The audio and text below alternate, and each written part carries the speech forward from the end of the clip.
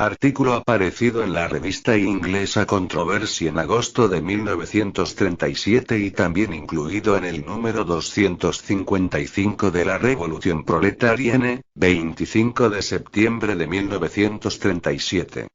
El presente texto no fue incluido en la recopilación Mi Guerra de España, Editorial Destino, 1978. George Orwell, que ya había iniciado la redacción de su homenaje a Cataluña, efectúa en este texto una valoración personal de las jornadas de mayo de 1937 en Barcelona de las que fue testigo presencial. Este texto ha sido rescatado en España por Agustín Guillamón. Ya se ha escrito mucho sobre las revueltas de mayo en Barcelona, y un cuadro sinóptico de los principales acontecimientos ha sido minuciosamente trazado por Fener Broquay en el panfleto La Verdad, sobre las jornadas de Barcelona, cuadro que, en mi opinión, es totalmente exacto. Creo, pues, que lo más útil que puedo hacer es añadir simplemente, en mi calidad de testigo ocular, algunas notas marginales referentes a algunos puntos particularmente discutidos. Consideremos, ante todo, la cuestión de la meta perseguida, suponiendo que exista alguna, por la pretendida insurrección. La prensa comunista ha afirmado que todo había sido una tentativa cuidadosamente preparada para derribar al gobierno, e incluso para entregar Cataluña a los fascistas, provocando la intervención extranjera en Barcelona. Esta última insinuación es demasiado ridícula para precisar una refutación. Si fuera cierto que el POUM y el ala izquierda de los anarquistas se hubieran aliado a los fascistas, ¿cómo explicar que los milicianos en primera línea no hayan desertado, dejando una brecha abierta en el frente? ¿Cómo explicar que los transportistas, miembros de la CNT, hayan continuado, a pesar de la huelga, el abastecimiento de víveres al frente? Sin embargo, no puedo afirmar con plena certidumbre que un proyecto revolucionario preciso no haya existido en el ánimo de un pequeño número de extremistas, los bolchevique-leninistas en particular, que se tiene la costumbre de llamar trotskistas, que distribuyeron octavillas en las barricadas. Lo que puedo afirmar es que los hombres de las barricadas no han considerado en ningún momento que tomaron parte en una revolución. Todos teníamos la sensación de estar defendiéndonos de una tentativa de golpe de Estado por parte de los guardias civiles que se habían apoderado por la fuerza de la central telefónica, y que aún podían apoderarse de otros locales si no nos mostrábamos determinados a luchar. Mi interpretación de la situación se basa en lo que los hombres hacían y decían realmente en aquel momento, y es la siguiente. Los trabajadores bajaron a la calle espontáneamente para defenderse, y solo había dos cosas que conscientemente querían: la restitución de la central telefónica y el desarme de los odiados guardias civiles. Hay que tener en cuenta también el resentimiento causado por la creciente miseria en Barcelona y el lujoso tren de vida de la burguesía. Ahora bien, es probable que existiera la posibilidad de derribar el gobierno si se hubiera encontrado un jefe capaz de sacar partido. Parece plenamente admitido que el tercer día los obreros estaban en condiciones de tomar el poder en la ciudad. No puede negarse que los guardias civiles estaban profundamente desmoralizados y se rendían en masa. El gobierno de Valencia podía, ciertamente, enviar tropas frescas para aplastar a los trabajadores. Envió 6.000 guardias de asalto cuando la lucha debía acabado. Pero no podía mantener esas tropas en Barcelona si los transportistas decidían no abastecerlos. Sin embargo, de hecho, no se encontró un jefe revolucionario decidido. Los líderes anarquistas desaprobaron toda la acción y dijeron: «Volved al trabajo». Los líderes del POUM permanecieron dudosos. Las órdenes que recibimos en las barricadas defendidas por hombres del POUM, órdenes que emanaban directamente de la dirección del POUM, nos conminaban a sostener a la CNT, pero sin disparar, a menos que nos disparasen primero o que nuestros locales fueran atacados. Personalmente, he sufrido en varias ocasiones el tiroteo, sin disparar como respuesta. Luego, como los víveres iban disminuyendo, los trabajadores, poco a poco, unos tras otros, volvieron al trabajo. Y naturalmente, una vez que se les dejó dispersarse sin dificultad, empezaron las represalias. Saber si se debió sacar partido de la situación revolucionaria es otra cuestión. Si he de dar mi opinión, yo respondería no. En primer lugar, es dudoso que los trabajadores hubiesen podido conservar el poder más de algunas semanas. Y, en segundo lugar, ello hubiera significado la pérdida de la guerra contra Franco.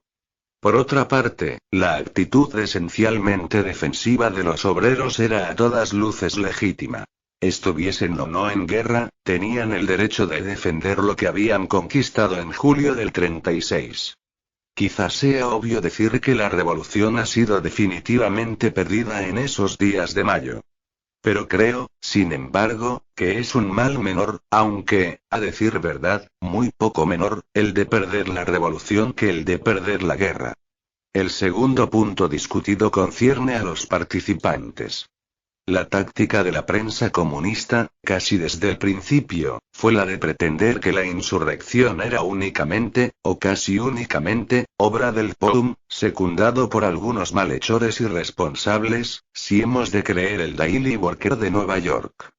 Cualquiera que estuviese en Barcelona en esa época sabe que es una afirmación absurda.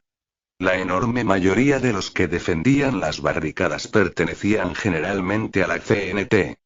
Y es este un punto importante, pues el POUM ha sido recientemente suprimido como chivo expiatorio de la revuelta de mayo. Los 400, o más, miembros del POUM, que pueblan en estos momentos las celdas inmundas e infestadas de chinches de Barcelona, lo están, oficialmente, por su participación en los disturbios de mayo. Es, pues, esencial demostrar que por dos buenas razones el POUM no ha sido, ni podía ser el motor. Primera razón. El POUM era un partido minoritario. Si se suma al número de miembros del partido los milicianos en permiso, y los apoyos y simpatizantes de todo tipo, el número de miembros del POUM en la calle no se acercaba ni con mucho a los 10.000, y probablemente no eran más de 5.000. Ahora bien, el número de participantes en la revuelta se cifraba en decenas de millares. Segunda razón. Hubo una huelga general, o casi general, que duró varios días. Sin embargo, el POUM no tenía por sí solo poder alguno para desencadenar una huelga, y la huelga no hubiera tenido lugar si los militantes de la CNT no hubiesen querido. En cuanto a los comprometidos en el otro lado de la barricada, el Daily Worker de Londres, en una de sus ediciones, tuvo la desvergüenza de pretender que la insurrección había sido reprimida por el Ejército Popular. Todos saben en Barcelona, y el Daily Worker no puede ignorarlo, que el Ejército Popular ha permanecido neutral y sus tropas no han salido de sus acuartelamientos durante todo el período de disturbios. Algunos soldados, sin embargo, tomaron parte, pero a título individual. Yo he visto dos, uno en las barricadas del POUM. El tercer punto concierne a la pretendida acumulación de armas del POUM en Barcelona. Se ha difundido de tal modo este cuento que incluso un observador como H.N. Brailsford, por lo general con gran sentido crítico, lo acepta sin verificarlo, llegando a hablar de tanques y piezas de artillería que el POUM habría robado en los arsenales del gobierno. New Statesman, 22 de mayo. En realidad, el POUM poseía desgraciadamente pocas armas, tanto en el frente como en la retaguardia. Durante los combates callejeros, estuve en las tres principales fortalezas del POUM, la sede de su comité ejecutivo, la del comité local y el Hotel Falcón. Vale la pena enumerar detalladamente el armamento almacenado en estos edificios. Había en total unos 80 fusiles, algunos de ellos defectuosos, además de algunas viejas armas de distintos modelos, todas fuera de uso por carencia de proyectiles adecuados. En cuanto a las municiones, unos 50 cartuchos por fusil, ninguna ametralladora, ni pistolas, ni balas de pistola, algunas cajas de granadas de mano, que además nos habían sido enviadas por la CNT tras el inicio del combate.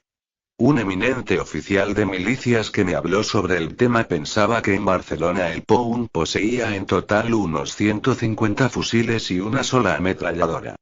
Era, pues, como se ve, el armamento justo para los guardias que en esta época, todos los partidos sin excepción, PSUC, CNT-FAI, situaban en sus locales más importantes. Quizás se argumentará que, incluso durante las jornadas de mayo, el POUN continuaba escondiendo sus armas. Pero entonces, ¿en qué queda la teoría de la revuelta de mayo, insurrección dirigida por el POUN para derrocar al gobierno? En realidad, el mayor culpable, y con mucho, en cuanto al tema de las armas retenidas lejos del frente es el propio gobierno. La infantería en el frente de Aragón estaba mucho peor armada que en Inglaterra o un colegio de Oak. Por el contrario, las tropas de la retaguardia, guardias civiles, guardias de asalto, carabineros, que no habían sido destinados al frente, sino a mantener el orden, en realidad intimidar a los trabajadores, en la retaguardia, estaban armadas hasta los dientes. Las tropas del frente de Aragón tenían fusiles Mauser deteriorados que se encasquillaban generalmente al cabo de 5 disparos, una ametralladora por cada 50 hombres, y una pistola o revólver por cada 30 hombres. Y esas armas, tan necesarias en las trincheras de la línea de fuego, no eran distribuidas por el gobierno, sino que habían de ser compradas ilegalmente y con grandes dificultades. Los guardias de asalto poseían fusiles rusos, flamantemente nuevos, además cada grupo de 12 hombres tenía su ametralladora. Estos datos hablan por sí solos. Un gobierno que envía muchachos de 15 años al frente con fusiles viejos con más de 40 años, y guarda sus hombres más fuertes y sus armas más modernas en la retaguardia, está manifiestamente más asustado por la revolución que por los fascistas. Ahí está la explicación de la debilidad de la política de guerra de los últimos 6 meses, y del compromiso mediante el cual seguramente se terminará la guerra. Cuando el POUM, la oposición de izquierda, pretendidamente trotskista, heredera del comunismo español, fue suprimida el 16 y 17 de junio, el hecho en sí mismo no sorprendió a nadie. Ya desde mayo, e incluso desde febrero, era evidente que el POUM sería liquidado si los comunistas conseguían sus propósitos. Sin embargo, lo repentino de la supresión y la mezcla de perfidia y brutalidad con la que fue llevada la acción, cogió a todos, incluso a los líderes, desprevenidos. Oficialmente, el partido fue suprimido haciendo recaer sobre los jefes del POUM la acusación, repetida durante meses en la prensa comunista sin que fuera tomada en serio por nadie en España, de estar a sueldo de los fascistas. El 16 de junio, Andrés Nin, el líder del partido, fue arrestado en su despacho. La misma noche, sin previo aviso, la policía irrumpió en el Hotel Falcón, una especie de pensión familiar organizada por el POUM y frecuentada principalmente por los milicianos con permiso, deteniendo a todos los que allí se encontraban, sin acusarles de nada en particular.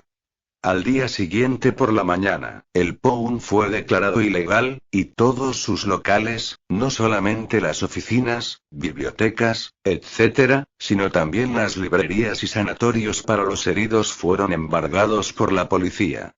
En pocos días casi la totalidad de los 40 miembros del comité ejecutivo fueron detenidos.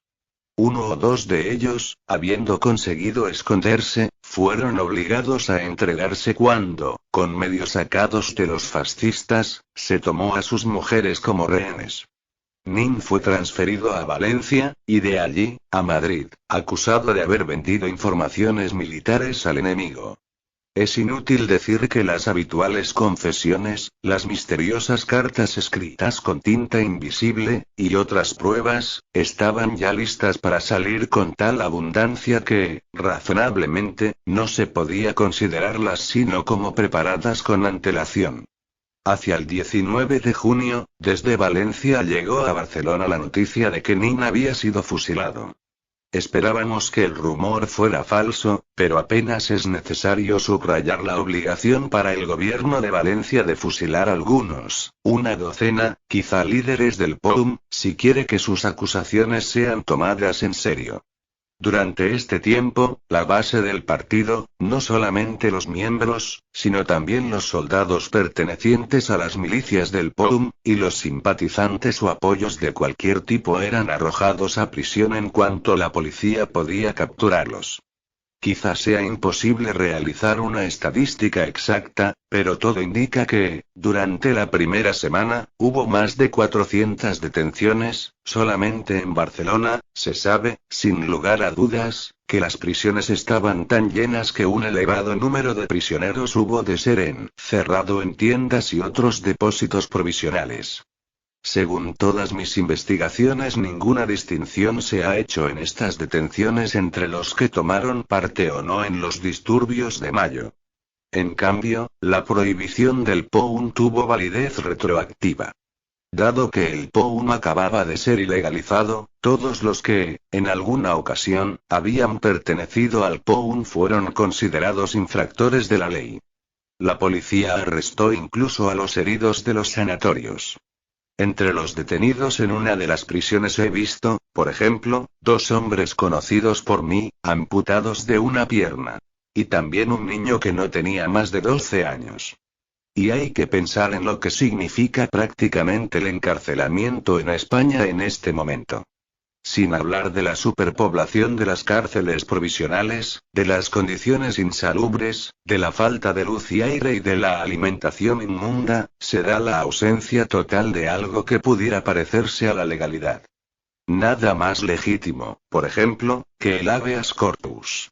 Pues bien, según la ley actualmente vigente en España, o, en todo caso, según su aplicación actual, cualquiera podía ser encarcelado indefinidamente, no solo sin juicio, sino incluso sin acusación. Y en tanto no existe acusación, las autoridades pueden, si quieren, incomunicarle, es decir, uno no tiene el derecho de comunicarse ni siquiera con un abogado ni cualquier otra persona ajena a la prisión.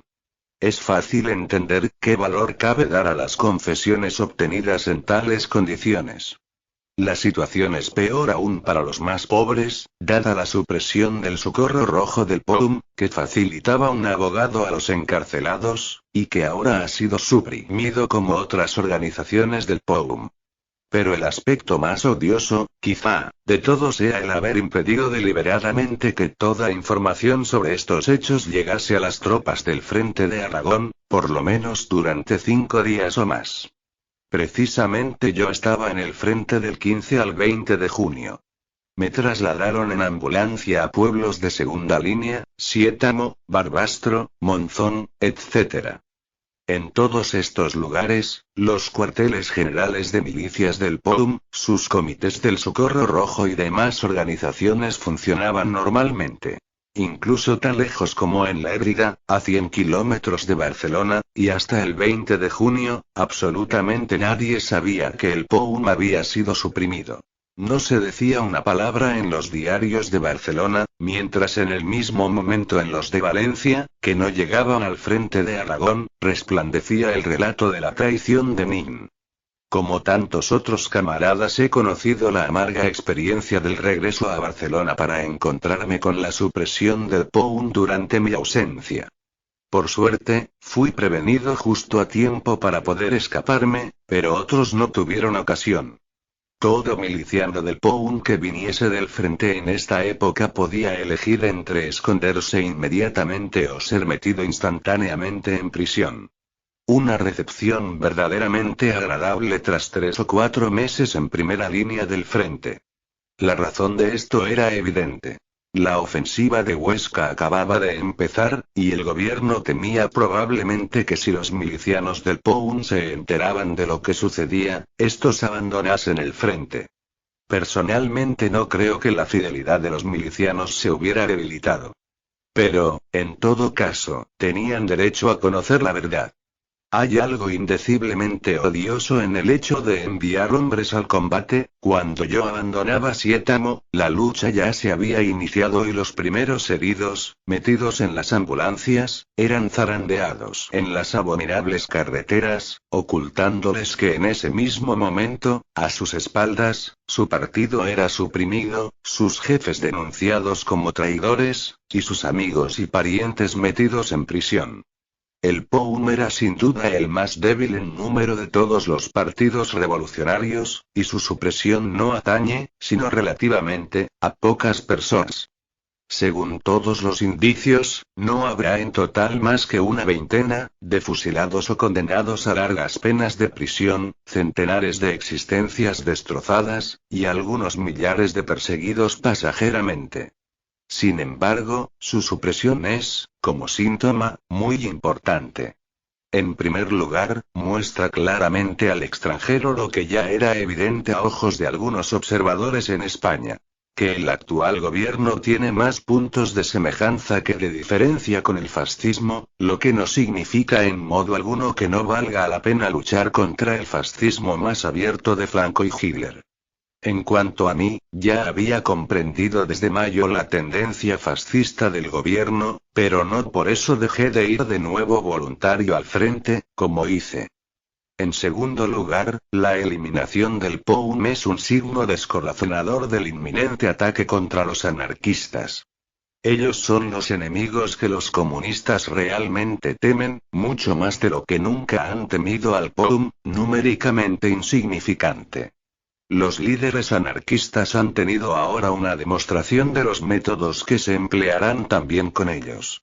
La única esperanza que resta en lo que atañe a la revolución, y probablemente también a la victoria en la guerra, es que la elección les sea